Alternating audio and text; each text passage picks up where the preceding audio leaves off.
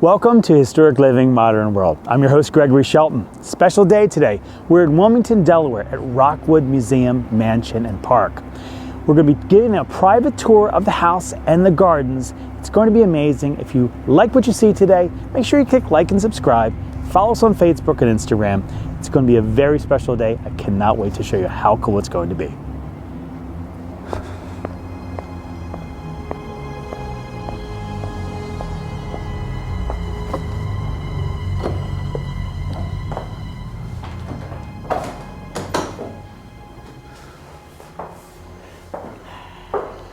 Loretta. Good morning. Hi. So good to see you again. Nice to see you too. Thank you very much. You're very welcome. So Loretta, tell me when this house was built. So the house was built in 1854. Joseph Shipley came from a Quaker family, and so they settled down here in the 1600s.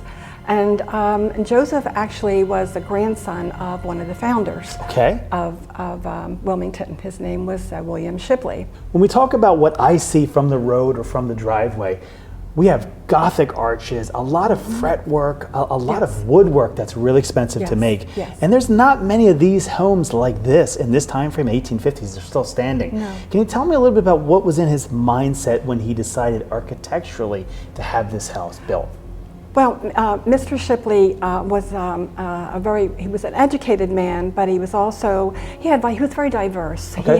He loved gardening. He actually brought his gardener over here. So, wow. So his gardener actually lived in a house on the property, and they brought over 1,000 plants from England because he wanted to see how they would grow here. We actually had a monkey puzzle tree here up until about 10 years ago. So there were things here that you would not see in this country. So he was an innovator. He brought things here that were not in this country. And also, he was a very good friend of Admiral DuPont. And they actually traded, not recipes, but their designs in horticulture. Wow. So they were very good friends, and there were some letters that we know from Admiral DuPont. As you guys know, I'm a huge gardening nerd, and the monkey puzzle tree is something that really made a prominence not that long ago. So you're telling me that he brought one of the first monkey puzzle trees to the United States.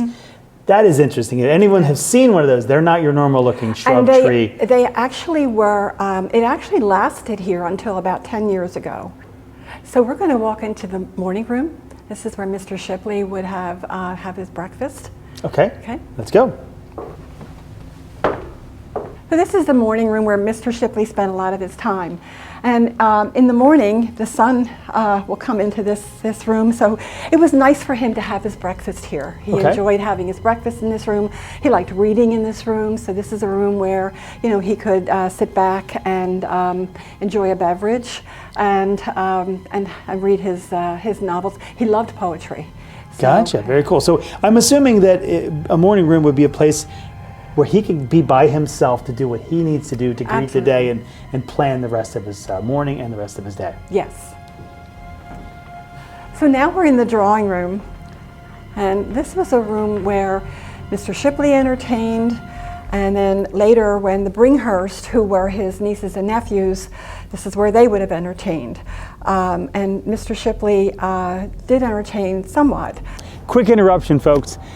Rockwood's a wonderful place. We're seeing it in a beautiful tour experience, but I've also chosen this house and grounds to be the future home of the Revisionist, a haunted Victorian walk, which Poplar Hall, my company, has created. We're bringing it to Rockwood. It's going to be one of the most amazing fall Halloween experiences you can ask for. Stay tuned. So let's go into the conservatory. The conservatory is original to the house.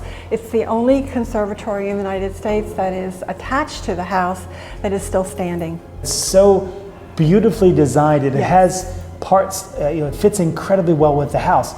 Was this designed with the same gentleman who designed the house? Yes. This is the dining room, and this is where the Bringhurst would entertain. We have the table set for 8 people. The one thing that grabbed my eye, besides that amazing grandfather clock, is the amazing paintings that are in here. They're so striking. They're dark, but they're just so dramatic. she looks devastated in that painting. Yes. Yeah, I mean, she really Yes. looks, Yes. you know, and she looks very sad. He looks, you know, a little colorful, like he's never passed He away. doesn't, Right? yeah, Yeah. he's not feeling the pain. Stay tuned for the next segment as we enter the haunted rooms of Rockwood.